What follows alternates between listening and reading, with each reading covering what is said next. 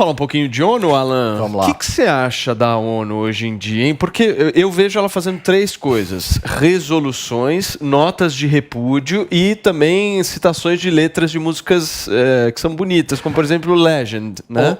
Ô Paulo, você é muito fino, você é muito elegante, você acabou falando que eu iria falar de uma outra maneira. A ONU, nos últimos 50 anos, não serviu para absolutamente nada, a não ser para gerar empregos para um bando de burocratas.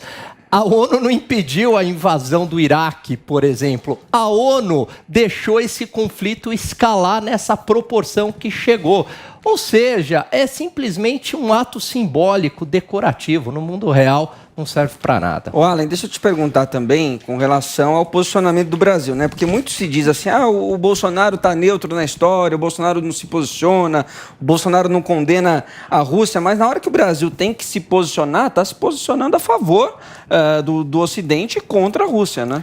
Pois é que ali no voto é mais complicado. Você só tem 3 escolhas. Ou você vota a favor da invasão, ou contra, como o Brasil votou, sim, ou você se abstém. O que eu não acho de todo ruim, não, que o Bolsonaro fez, para falar a verdade. Ele votou contra, falou, não, soberania da Ucrânia, sou contra a invasão, mas, por outro lado, ele procura... Não quis tensionar. Teve uma fala do presidente do México, Obrador, que eu achei muito boa, que ele diz o seguinte: é um conflito tão complexo que eu acho que, se a gente se posicionar publicamente, a gente pode atrapalhar. E o Brasil tem interesses com a Rússia, só um minutinho, Paulo, desculpa, em relação aos fertilizantes, né? O nosso agronegócio, 30% do PIB, então, 20% depende da Rússia. Então, ele está sendo pragmático. Esse é o ponto. Só que o que acontece? O fertilizante não chega mais, não vai rolar. E aí? Vai negociar... o Canadá está indo viajar, né? Tereza Cristina está indo para o Canadá. Não, eu sei, está indo para o Canadá tentar ver por um outro... Não se posicionou, mas não vai vir. Eu estou me referindo ao fertilizante russo, certo? A estratégia que foi adotada, porque o Bolsonaro foi muito claro sempre desde o início, dizendo o seguinte, nós temos interesses aqui, os fertilizantes são importantes e tal.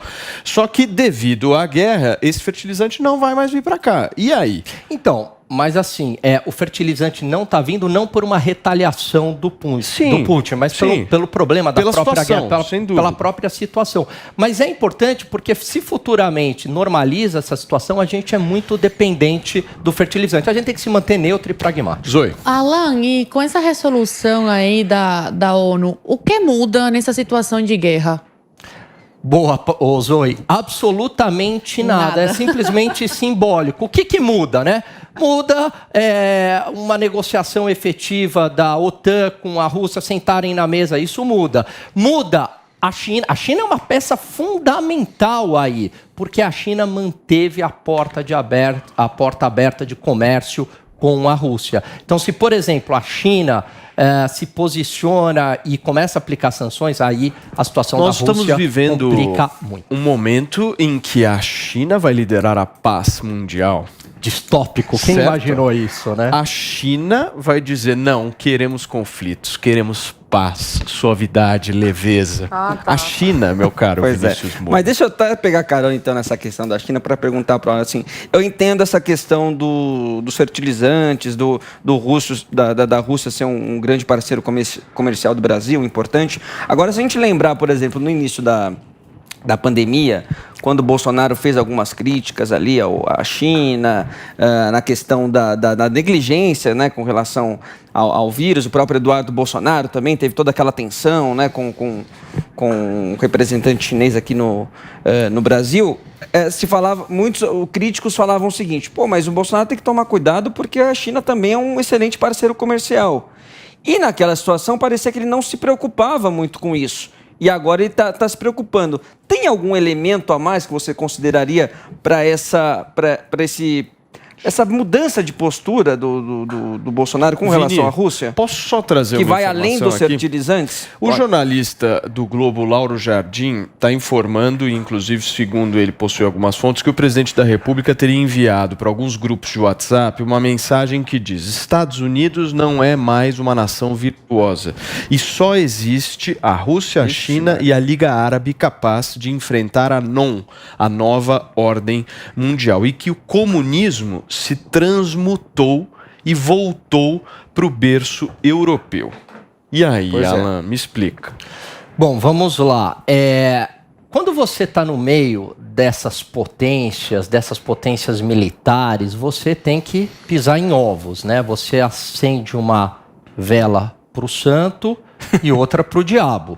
E vai tateando, porque evidentemente o Brasil, uma razão pragmática também, não dá para bater de frente com a China, Vini, como você bem colocou. Sim. Por quê? Porque a nossa principal parceira comercial, a gente vai ter efeitos reais para a população mais pobre aqui se a gente perde uma parceria, por exemplo, com a China. Menor crescimento econômico, aumento do desemprego, aumento da inflação, etc.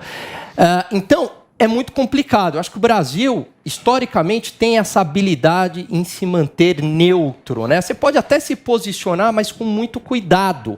Tá? Então você condena, mas você não compra a briga e vai tateando. Em relação à fala a suposta fala aí do Bolsonaro, tem uma questão que eu queria trazer, só pegando o gancho, tá?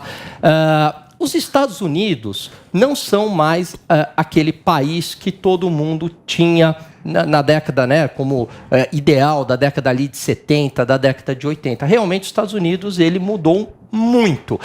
Muito desse enfraquecimento do que está ocorrendo hoje nos Estados Unidos, Paulo, vem da cultura, dos valores. A partir do momento que a sociedade lá começou a se preocupar mais com linguagem neutra, ideologia de gênero, pautas ESG de uma maneira muito exagerada, enfim, vitimização de bandidos, condenação da polícia, e deixou a liberdade em segundo plano, é claro que isso vai ter efeito nas instituições. Alan, você concorda comigo que isso gera uma confusão mental tremenda na cabeça das pessoas? Porque olha só a lógica, quem era inimigo ou contra o comunismo, agora é uma espécie de comunista porque está junto com o comunismo, certo?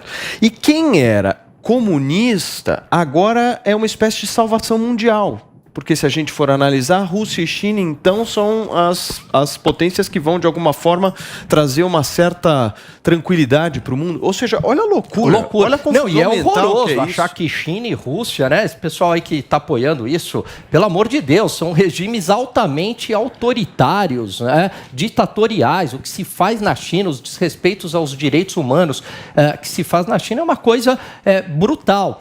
Mas o meu ponto aqui é que eu acho que está na hora do Ocidente começar a repensar se a prioridade é o banheiro trans, banheiro unissex ou a defesa da liberdade.